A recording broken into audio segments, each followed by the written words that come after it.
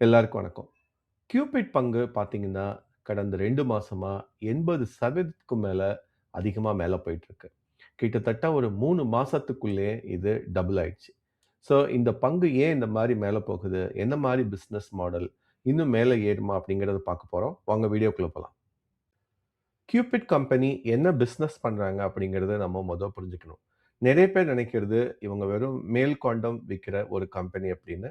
அது மட்டும் கிடையாது. மேல் காண்டம், ஃபீமேல் காண்டம், நிறைய விதமான லூப்ரிகன்ட்ஸ், டெஸ்டிங் கிட்ஸ், அப்புறம் ரீசென்ட்டா பெர்ஃப்யூம், டியோடரண்ட், ஆயில் அப்படின்னு சொல்லி எஃப்எம்சிஜி ப்ராடக்ட்ஸும் ரீசென்ட் டைம்ல இவங்க மார்க்கெட் பண்ண ஆரம்பிச்சிருக்காங்க.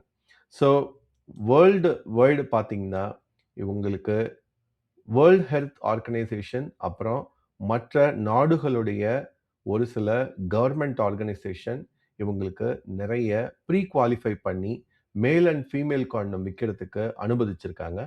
அதனால இவங்களுக்கு தொடர்ந்து இந்த மாதிரி ஆர்டர் வந்துட்டு இருக்கும் அப்படிங்கிறத நம்ம ஃபர்ஸ்ட் புரிஞ்சுக்கணும். ரெண்டாவது முக்கியமான விஷயம், இவங்க இந்தியாவில் மேனுஃபேக்சர் பண்ணி விற்கிறத தவிர 110 கண்ட்ரிகளுக்கும் மேலாக இவங்க எக்ஸ்போர்ட் பண்ணிட்டு இருக்காங்க. பாதி வருமானம் இவங்களுக்கு இந்த எக்ஸ்போர்ட்னாலே வருது.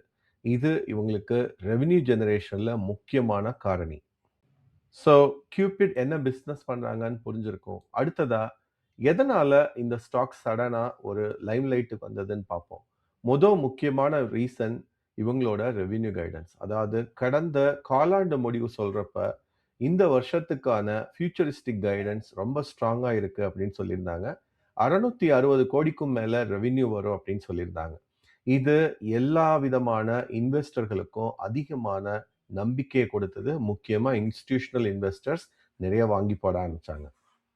எப்போதும் இந்த மாரி ஃபார்வர்ட் கைடன்ஸ் குடுத்தாலே, மார்க்கெட் அத ரொம்பவே சியர் பண்ணும். அது மட்டும் இல்லாம இது ஒரு ஸ்மால் கேப் ஸ்டாக் அப்படிங்கிறதால நெறைய கவனத்தை பெற்றது. அதாவது நெறைய மிட் சைஸ் கம்பெனிஸே ஸ்ட்ரகிள் பண்ணும்போது, இதுக்கு ஒரு ஸ்வீட் ஸ்பாட்டா கிடைச்சது. அதனால ஏப்ரல், ஜூன்லேருந்து அவங்க சொன்ன கைடன்ஸ், போன காலாண்டு கிடைச்ச ரெவென்யூ, லாபம் எல்லாமே ஒரு முக்கியமான ரீசன். பல வருடங்களா டெண்டர் டிபெண்டன்ட் பிசினஸ், அதாவது கவர்மெண்ட் கொடுக்குற டெண்டர் வச்சு அதுக்கு சப்ளை பண்ற ஒரு பிசினஸா இருந்த இந்த கம்பெனி ரீசெண்ட் டைம்ல இவங்களோட எஃப்எம்சிஜி ப்ராடக்ட்ஸை நிறைய கொண்டு வந்தாங்க. முன்னாடியே சொன்ன மாதிரி பர்ஃப்யூம், டியோடரண்ட், ஜெல்லி, அது மாதிரி நிறைய விஷயங்கள் எஃப்எம்சிஜி ரிலேட்டடா இருந்ததால இவங்களோட பிசினஸ் மாடலே கம்ப்ளீட்டா மாற ஆரம்பிச்சது. இதனால இவங்களுக்கு வருமானம் இதுல மட்டுமே அதிகமாகவும் வர ஆரம்பிச்சது. அதாவது கிட்டத்தட்ட 84 கோடி கடந்த வருடம் மட்டுமே இந்த மாதிரி ப்ராடக்ட்ல வந்தது. இந்த கம்பெனி பற்றிய ஒரு கருத்து கம்ப்ளீட்டா மாறிடுச்சு. 2023லேருந்து இந்த கம்பெனியோட ஓனர்ஷிப் பொறுத்த வரைக்கும் நிறைய மாற்றங்கள் நிகழ்ந்தது. அது மட்டும் இல்லாம இந்த வருட ஆரம்பத்திலேருந்து இந்த ப்ரமோட்டர்ஸ் நிறைய ஸ்டாக்குகள் வாங்க ஆரம்பிச்சாங்க. முக்கியமா ஜூன் மாசம் மட்டுமே அவங்களோட டீட்டெயில்ஸ் வந்தப்ப கிட்டத்தட்ட 2,10,000 ஷேர்ஸ் இவங்களோட ப்ரமோட்டரே வாங்கியிருந்தாங்க. ஸோ அது ஒரு பெரிய சேஞ்சா பார்க்கப்படுது. ஸோ எப்பல்லாம் ஒரு கம்பெனியோட ப்ரமோட்டர்ஸே நிறைய ஷேர்ஸ் அக்வயர் பண்ணாங்கன்னா, அந்த கம்பெனியோட பிசினஸ் இன்னும் நல்லா போயிட்டு இருக்கு அப்படிங்கிற ஒரு கருத்து இருக்கு. ஸோ அது மட்டும் இல்லாம இவங்களுக்கு மற்ற நாடுகள், முக்கியமா நெதர்லாண்ட்ஸ்லேருந்து ஒரு சப்ளை அக்ரீமெண்ட் கிடைச்சது. இதுவும் ஒரு ஸ்ட்ராங்கான ரிலேஷன்ஷிப்பை காமிச்சது. அதாவது வேர்ல்டு ஹெல்த் ஆர்கனைசேஷன், யுஎன்எஃபிஏ இந்த மாதிரி இன்ஸ்டிடியூஷன்ஸோட லாங் டேர்ம் கான்ட்ராக்ட் தான் இவங்களோட வருமானத்துக்கு, நிலையான வருமானத்துக்கு முக்கியமான காரணம்.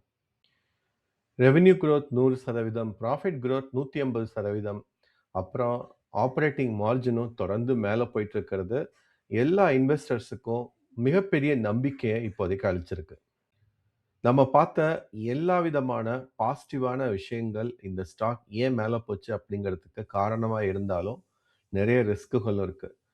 ரிஸ்க்கு இந்த ரீசன்ட் டைம்ல ரொம்ப ஃபாஸ்டா ஒரு 100% வரைக்கும் மேலே போயிருக்கு.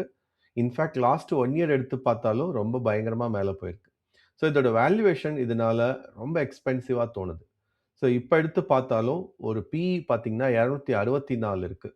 ஸோ இது கிளியரா தெரியுது, ரொம்ப எக்ஸ்பென்சிவ் ஜோன்ல இருக்கு. ஸோ ப்ரொமோட்டர்ஸோட பிளட்ஜ் பர்சன்டேஜ் பார்த்தீங்கன்னா, ப்ரொமோட்டர் ஹோல்டிங் 46%. ஆனால் அதில் 25% அவங்க பிளட்ஜ் பண்ணியிருக்காங்க.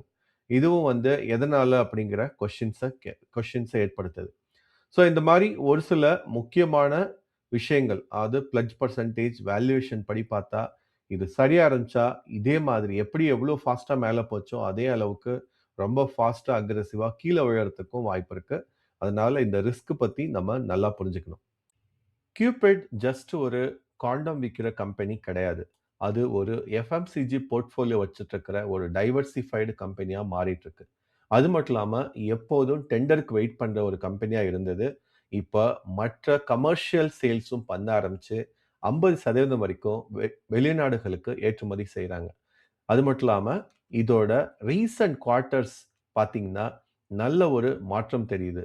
முக்கியமா ரெவென்யூ, புராஃபிட், கைடன்ஸ் எல்லாமே அதிகமாயிட்டு இருக்கு. ஸோ இது எல்லாம் தான் முக்கியமான ரீசன் இந்த கம்பெனியோட ஸ்டாக் மேல போறதுக்கு. அது மட்டும் இல்லாம, இதோட ரிஸ்க்குகளும் நான் இந்த வீடியோல சொல்லிட்டு இருக்கேன். இது உங்களுக்கு நிச்சயமா பயனுள்ளதா இருக்கும்னு நம்புறேன். இது வந்து பை, செல் ரெக்கமெண்டேஷன் கிடையாது.